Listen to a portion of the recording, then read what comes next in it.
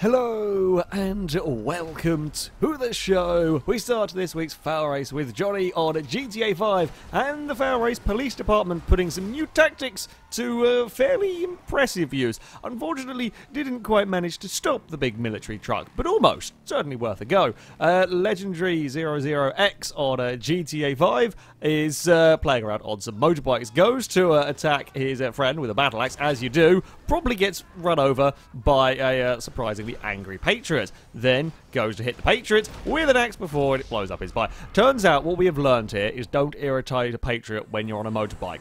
Things do not tend to go particularly well for you. Ads on GTA 5 coming up towards a very, very notorious corner, especially when you are driving in a rather quick car. A little bit too much speed up here, and you're going to get airborne amazingly with a horrendously lucky bounce off the crash barrier and using, well, lamppost to slow him down. He actually gets the landing and carry on very, very neatly. SL500R is running away from the police, and never fear, the FailRace Police Department are always here to create spectacular car chases, and when they aren't the ones able to roll the vehicle they're chasing over, they'll roll themselves straight into a rather solid pole. I'm not even quite sure what they hit. I think there, as you can just see it there as the van drives over, the ground clearance in the van is enough to clear whatever little obstacle there is in between the train lines and the police car. Isn't. It just launches it off the front end. It's a big, big amount of height, though, that he manages to get. Shaq on GTA 5 is AFK, and turns out that all sorts of shenanigans are going on around him. Where Jukes spawns in on top of a bike. There's a bike upside down, there's a car. It turns out GTA 5 has done, well, a normal GTA 5-esque thing, and vehicles have been thrown around all out of control.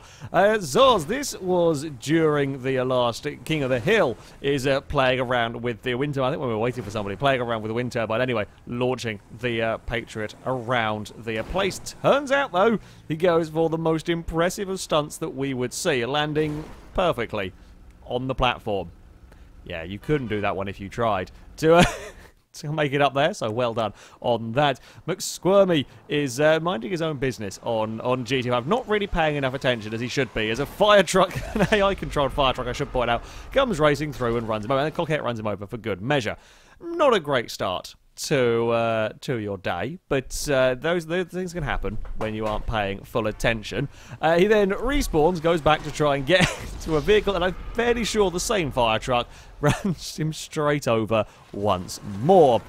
Up next, we have got a Warrior Oni on Carmageddon and max damage, doing the, I think, the horrible arsehole of a final race on this game. The truck, however, has better ideas of what to do with its time. That is a very much, well, parked truck. Thankfully, the game physics will tip it back over, but yeah, not quite the position you want to be at landing in. JPH99 on the crew. Coming up towards the final corner of this race before a bridge and another focus. Have an idea 2 times and, well, kind of 4 times in the end as he gets rolled and deposited off the track. Thankfully, him, as you can see on kind of the little mini-map, a lot of AI cars were having all sorts of issues. I don't know what on earth it was that won, but something came from a long way back to take a victory there.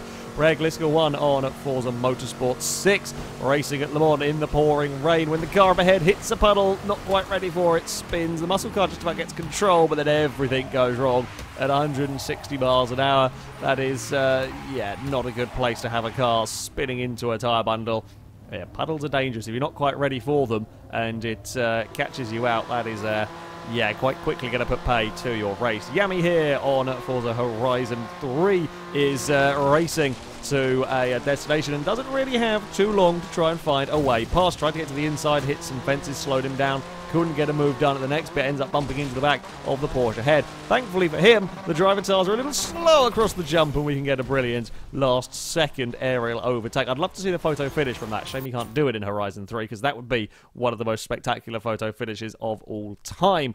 The real Neil on Horizon 3 also is leading a race. When going up across a jump, we find the magical quicksand concrete. Not completely unheard of in Horizon 3. However, the AIs have an idea to help him. That is, land on the roof and punch his car through the floor. Turns out magical quicksand concrete can actually be driven through. You just need a little bit of assistance from cars around. And the best thing is dropped him back down, but he can just carry back on the circuit. There's an easy ramp to get back up and continue. Keep an eye on the screen on the left here with Broken Light MG trying to steal some stuff from a caravan when one of the other vehicles has better ideas. Kind of runs him over and then pushes him so far away that his co-op buddy can't come and rescue him.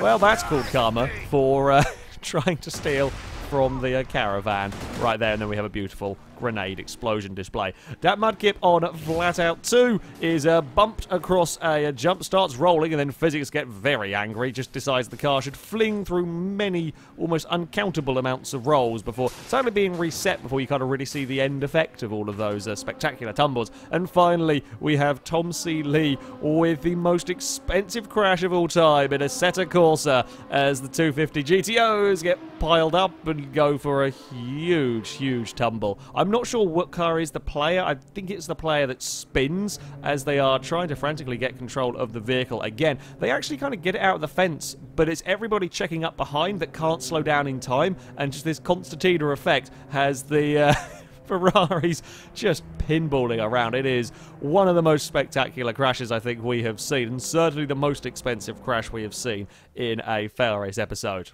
I apologise to lovers of classic Italian supercars. It's a painful crash to watch, but thankfully it's on a game, so it doesn't matter.